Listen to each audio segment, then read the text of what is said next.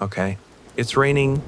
You already know what happens next. Blanket, maybe some tea, phone on the charger, Netflix on the TV. That sound against the window doesn't stress you out, it relaxes you. Some of you are asleep before the first episode even ends. Now hold that image, because the exact same sound, the same rain, the same rhythm, could have killed a human being 50,000 years ago. Not one way. 3. And the third one is the one nobody expects. By the end of this video, you'll see why a single week of nonstop rain may have given humans something they'd never had before, time, and why that time may have created the conditions that let culture, art, storytelling, technology actually flourish. You don't have the answer yet. Stay with me. For most of human history, rain wasn't cozy, it was a countdown. First way it could kill you, cold. A wet body loses heat far faster than a dry one, and without waterproof shelter, a long rain could push someone toward hypothermia in hours, even in parts of Africa at higher elevation during the wet season. Second way, flooding. Most early shelters were caves near rivers at the base of hills. Heavy rain meant flash floods. Archaeologists have pulled thick layers of flood sediment out of caves that people were living in at the time, meaning the water came in while they were still inside. Some of those caves were never used again. This is what people were actually up against while trapped by rain. And neither of those two was the one nobody expects. Imagine waking up in the middle of the night. You hear movement. Not outside. Inside, something came into the shelter looking for exactly what you were looking for. Dry ground, a break from the storm, somewhere the rain couldn't reach. In parts of South Africa, archaeologists have found human remains and big cat remains in the same layer of the same cave. Not nearby, the same layer. Some of those human skulls have puncture wounds that line up with the spacing of a leopard's teeth almost exactly. That's the third way, the one nobody expects. Cold on one side, water rising on another, and somewhere in the dark of your own shelter, something that might be looking at you the way you'd look at dinner. Rain didn't make life inconvenient. It crushed the entire world down into one small, dry, dangerous room. Predator, prey, and person all sharing the same air.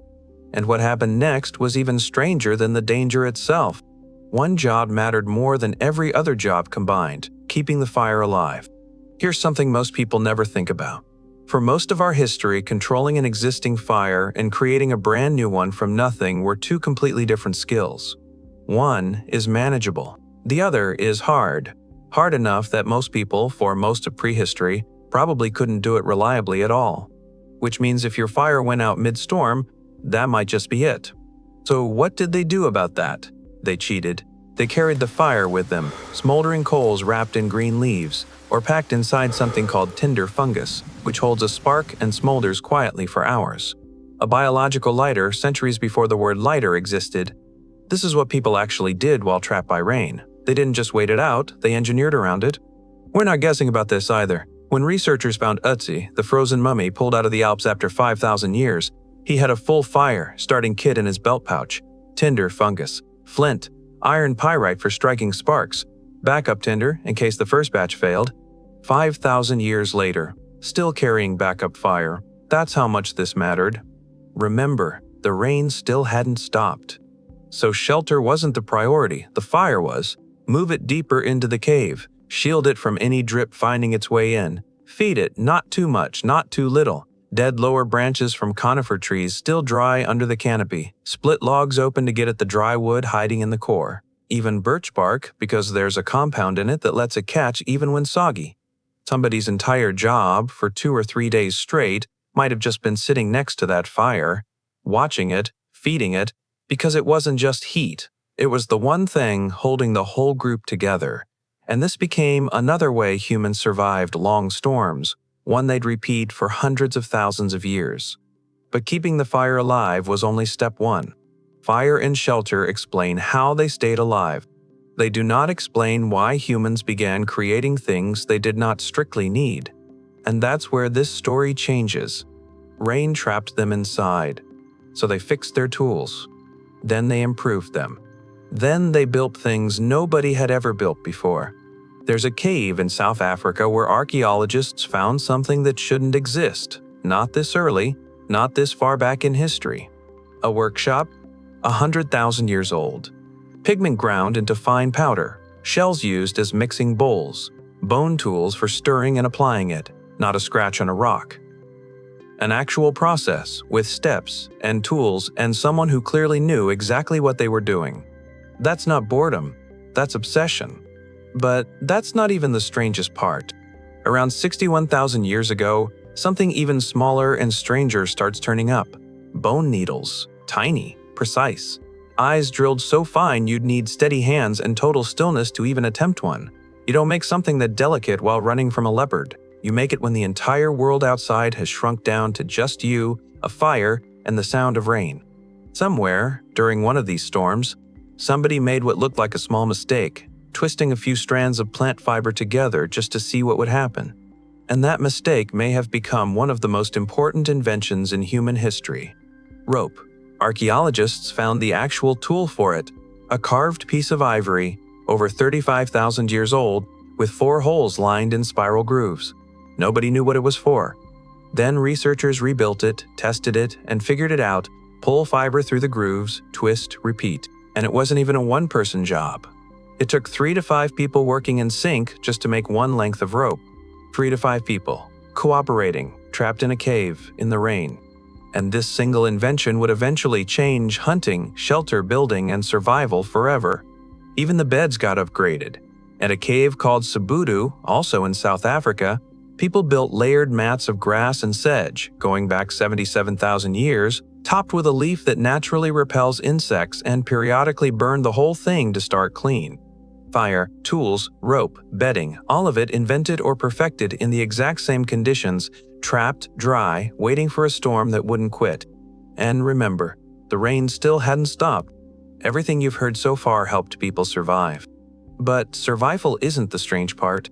The strange part is what happened after survival was already solved. Because everything up to this point, the tools, the rope, the bedding, that's survival. That makes sense. It has a purpose. What comes next doesn't. In Sulawesi, Indonesia, someone painted a wild pig on a cave wall. In France, someone painted lions mid-stride, muscles tensed, with an anatomical accuracy that still stuns the people who study it today. Nobody needed these paintings to survive. Nobody needed them to stay warm, or eat, or fight off a predator. Yet someone spent hours, maybe days, making them anyway. Why? Here's the detail that changes everything. These paintings almost never show up near the mouth of the cave, where you'd naturally shelter from weather. They're deep in, through passages you'd have to crawl through, in total darkness, carrying nothing but a small lamp-burning animal fat. Nobody does that on a good day. You do that after you've sharpened every tool you own, fed the fire for the 100th time, and there's genuinely nothing left to do, except go deeper into the dark and make something that didn't exist before. But painting wasn't the only thing happening in the dark. There was something else, something even stranger. Back in 2014, an anthropologist named Polly Wiesner studied a group called the Jew Hoansi Bushmen in the Kalahari Desert, and she compared their daytime conversations to their nighttime ones. During the day, practical talk, resources, land, disputes. But at night, around the fire, more than 80% of the conversation turned into stories, songs, shared memory. Something about the firelight itself changed what people were willing to say. Wiesner put it simply: stories, alongside gift-giving, were basically the original social network. And what got passed around that fire wasn't small talk. It was survival information. Which water holes dry up first? Which plants will kill you? Passed from person to person, night after night, through nothing but talking, until it became part of who they were. And remember, all of it, every story, every tool, every painting, happened because the rain still hadn't stopped. So, what did ancient humans actually do when it rained for days on end? Pretty much everything that mattered. They kept the fire alive. They shaped the tools they'd need for the next hunt. They twisted the rope that held their shelters up.